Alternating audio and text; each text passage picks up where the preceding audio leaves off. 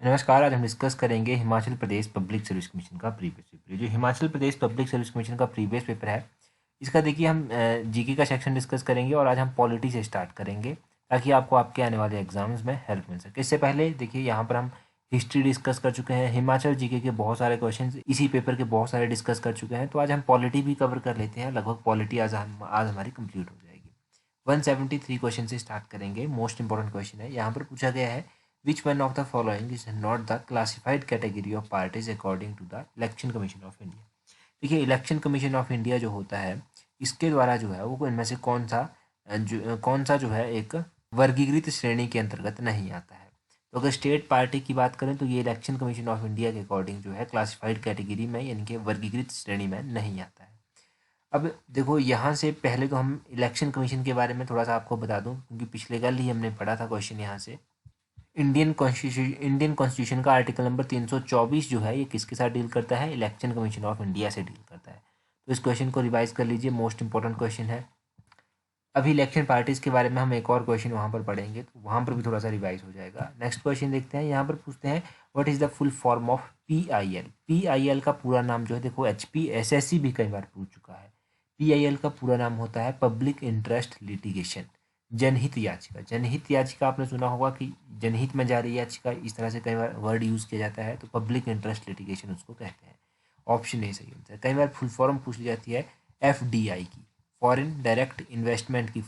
Investment जो है इसकी पूरा नाम है FDI का पूरा नाम भी बहुत बार एग्जाम में पूछा गया है, तो ये याद रखिएगा। अगला क्वेश्चन देखिए, यहाँ पर पूछते हैं, which of the following is not the subject of concurrent list. तो इनमें से कौन सा जो है वो समवर्ती सूची में शामिल नहीं है। देखो तीन तरह की लिस्ट है, एक तो यूनियन लिस्ट है, एक कंकरेंट लिस्ट है, एक स्टेट लिस्ट है। ठीक है, तो ये तीन लिस्टें पहले याद रखनी है। अब ये पूछते हैं कि इनमें से कौन सा जो है वो कंकरेंट लिस्ट में नहीं आता है। जब नहीं आपसे पूछा गया है तो देखिए मैरिज तो देखिए डेफिनेटली कंकरेंट लिस्ट में आता है, डाइवोर्स भी कंकरेंट लिस्ट में आता है, प्राइस कंट्रोल जो होता है वो भी कंकरेंट लिस्ट में आता है, और एग्रीकल्चर जो है वो एग्रीकल्चर किस में आता है, एग्रीकल्चर जो है ये आता है स्टेट लिस्ट में। स्टेट लिस्ट में ये आता है, तो ऑप्शन डी इसका सही आंसर हो जाएगा। एग्रीकल्चर के बारे में याद रखिए, स्टेट लिस्ट में आता है। बाकी और भी कंकरेंट लिस्ट के बारे में पूछा जाता है कि कौन कौन सी चीज़ें इसमें आती हैं। मैरिज आपने पढ़ लिया, डाइवोर्स पढ़ लिया, पॉपुलेशन ध्यान रखिएगा। पॉपुलेशन के अलावा और भी फॉरेस्ट हो गया, जैसे कि एजुकेशन हो गया, जैसे कि वेट एंड मेजर हो गया, ये भी इसमें आता है। तो ये सब तो कंकरेंट लिस्ट में इंपॉर्टेंट चीज़ें आती हैं। अगर हम बात करें स्टेट लिस्ट की, तो स्टेट लिस्ट में क्या क्या आता है यहाँ पर, एक तो आपका एग्रीकल्चर सबसे इम्पोर्टेंट आ गया यहाँ पर। पब्लिक हेल्थ यहाँ पर आ जाता है। पब्लिक हेल्थ के अलावा गैम्बलिंग जो होती है, गैम्बलिंग के ऊपर कोई भी कानून बनाना हो तो स्टेट के पावर होती है, स्टेट गवर्नमेंट के पास की गैम्बलिंग को लेकर जो है वो चीज़ें कंट्रोल कर सकते हैं। आपने सुना होगा कि कई स्टेट्स ऐसे हैं जहाँ पर गैम्बलिंग को लीगलाइज किया गया है, वहाँ पर कई बार उसको इलीगल भी कर दिया जाता है, लीगलाइज भी कर दिया जाता है। तो स्टेट गवर्नमेंट ये सब चीज़ें कर देती है। तो ठीक है, ये ध्यान रखिएगा स्टेट लिस्ट में क्या क्या आता है। और अगर हम बात करें कि यूनियन लिस्ट में क्या क्या आता है, ठीक है, यूनियन लिस्ट के बारे में जानिए। यहाँ पर बैंकिंग आता है, डिफेंस आता है, फॉरेन अफेयर्स आता है, करेंसी, इंश्योरेंस, कम्युनिकेशन, ये सब चीज़ें जो है वो किस में आती हैं, यूनियन लिस्ट में आती हैं।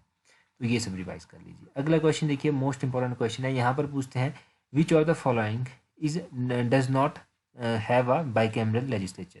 पहले तो आपको पता होना चाहिए कि ये बाइकैमरल लेजिस्लेचर होता क्या है, और उसके बाद आपको पता होना चाहिए कि कौन सा स्टेट इसमें नहीं आता है। बाइकैमरल लेजिस्लेचर वो लेजिस्लेचर होता है जिसमें विधानसभा भी होती है और विधान परिषद भी होती है, यानी कि लेजिस्लेटिव असेंबली भी होती है, लेजिस्लेटिव काउंसिल भी होती है। तो पहले तो हिमाचल की बात कर लीजिए। हिमाचल में आपको पता होगा सिर्फ विधानसभा ही है, तो इसका तो सही आंसर क्या हो जाएगा, ऑप्शन डी विधानसभा इसका सही आंसर हो जाएगा। हिमाचल में सिर्फ क्या है, यहाँ पर विधानसभा ही है, विधान परिषद यहाँ पर नहीं है। ये क्वेश्चन देखिए थोड़ा सा पुराना है। तो जम्मू कश्मीर की बात करें तो देखो जम्मू कश्मीर भी अब यूनिकैमरल बन चुका है। पहले ये बाईकैमरल होता था, परंतु जब से ये इसको केंद्र शासित प्रदेश बनाया गया है तो ये भी यूनिकैमरल जो है वो बन गया है। ठीक है, तो जम्मू कश्मीर का भी ये ध्यान रखिएगा।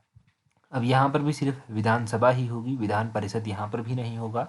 ये आपको जानना है। यूनिकैमरल और बाईकैमरल इन दोनों में फ़र्क पता चल गया आपको कि क्या होता है। अगला क्वेश्चन देख लीजिए, बड़ा ही अच्छा क्वेश्चन है, और एक क्वेश्चन से जो है यहाँ से 4 क्वेश्चन आपके क्लियर हो जाएंगे। अब यहाँ पर मैच करने के लिए दिया गया है, सबसे पहले दिया गया है राइट टू कॉन्स्टिट्यूशनल रेमेडीज। तो ये आर्टिकल नंबर 32 में आता है। तो पहले के साथ क्या मैच कर जाएगा, दूसरा ऑप्शन जो है वो मैच कर जाएगा। आगे यूनिफॉर्म सिविल कोड दिया गया है। तो यूनिफॉर्म सिविल कोड की बात करें तो ये आर्टिकल नंबर 44 में आता है, तो दूसरे के साथ पहला मैच कर जाएगा। तीसरा है फ्री लीगल एड, तो जो फ्री में जो मुफ्त कानूनी सहायता दी जाती है वो आती है आर्टिकल नंबर 39, और 39 का पार्ट ए होता है, तो 39 पार्ट ए यानी कि तीसरे के साथ चौथा मैच कर जाएगा। और अगला है special provision for Jammu Kashmir. अब तो देखिए जम्मू कश्मीर को यूनियन टेरिटरी बना दिया गया है और आर्टिकल नंबर 370 को जो है वो स्क्रैप कर दिया गया है, वैसे इसका ऑप्शन तीसरा इसके साथ मैच कर जाएगा। तो इस हिसाब से देखिए दूसरा, पहला, चौथा, तीसरा, दूसरा यहाँ पर है, पहला यहाँ पर है, चौथा तीसरा, तो इसका ऑप्शन ए सही आंसर हो जाएगा। अभी आपको पता चल गया ना कि कौन कौन से आर्टिकल किस किस के साथ डील करते हैं। राइट टू कॉन्स्टिट्यूशनल रेमेडीज, ध्यान रखिएगा कितनी टाइप की रीट्स होती हैं, इसमें 5 टाइप की रीट्स होती हैं जो होती हैं इंडिया में, 5 टाइप की रीट्स होती हैं, ध्यान रखिएगा। यूनिफॉर्म सिविल कोड, ये एक directive principle of state policy है। क्या है? Directive principle of state policy है। फ्री लीगल एड क्या है? ये भी directive principle of state policy है। और जम्मू कश्मीर का 2 अलग आर्टिकल है जिसको स्क्रैप कर दिया गया है अभी हाल फिलहाल में। तो 178 क्वेश्चन देखिए यहाँ पर पूछते हैं, right to education is included under which article of Indian constitution. जो राइट टू एजुकेशन है यानी कि शिक्षा का अधिकार जो है, ये इंडियन कॉन्स्टिट्यूशन में जो है वो कौन से आर्टिकल के तहत आता है? तो ये आर्टिकल नंबर 21A में आता है। ऑप्शन सी जो है वो सही आंसर हो जाएगा। इसके तहत आता है ये right to education, fundamental right है, ध्यान रखिएगा। राइट टू एजुकेशन जो है ये फंडामेंटल राइट की श्रेणी में आता है। और भी ऑप्शंस में राइट दिए गए हैं तो इनके बारे में भी जान लीजिए ताकि एग्जाम पॉइंट ऑफ व्यू से हेल्प मिल जाए।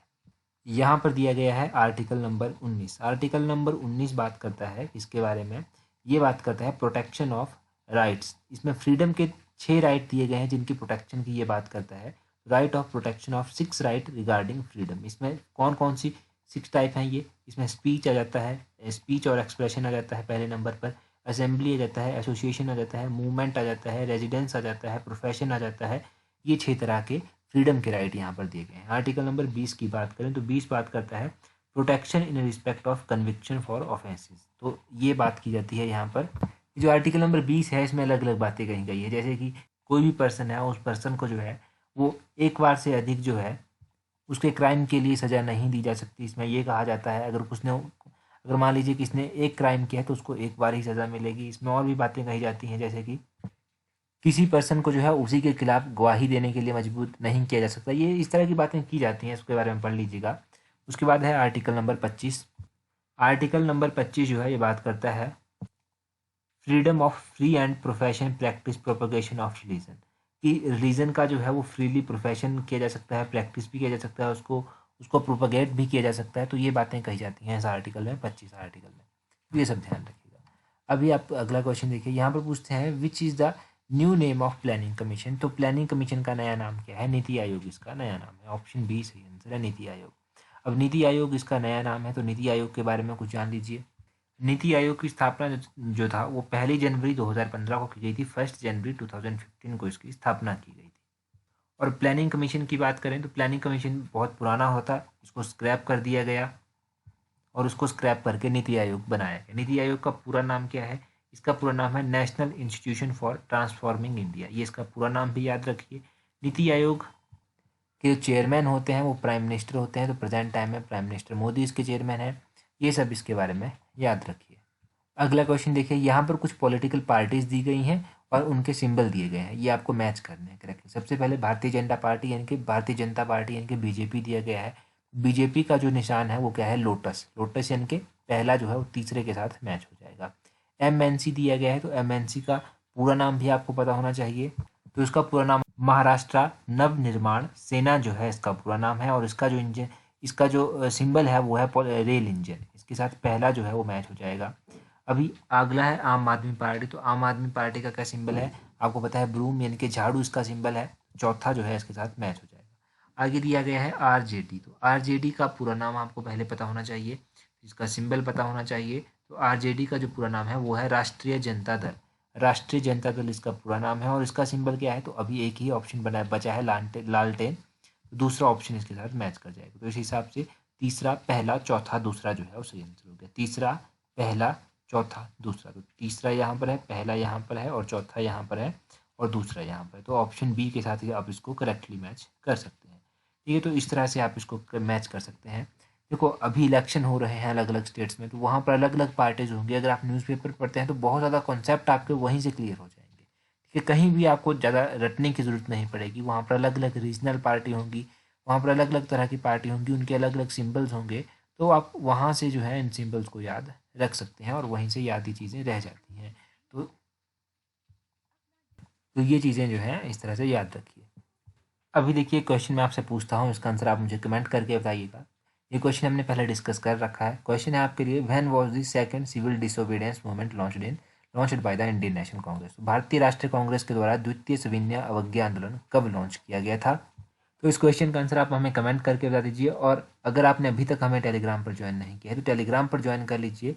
टेलीग्राम ऐसे सर्च कीजिएगा अपने टेलीग्राम से @allexam31। टेलीग्राम चैनल आपको मिल जाएगा। टेलीग्राम पर आपको इंपॉर्टेंट वीडियोस मिल जाएंगी, क्विज़ मिल जाएंगे, पीडीएफ्स मिल जाएंगी। वहाँ पर कुछ भी इंपॉर्टेंट लेटेस्ट होता है तो आपको टाइम टू टाइम प्रोवाइड करवा दिया जाता है। तो टेलीग्राम पर जरूर ज्वाइन कर लीजिएगा अगर अभी तक नहीं किया है। तो आज की वीडियो में इतना ही काफ़ी है। So that's all for today. Thank you very much for watching and listening it very patiently.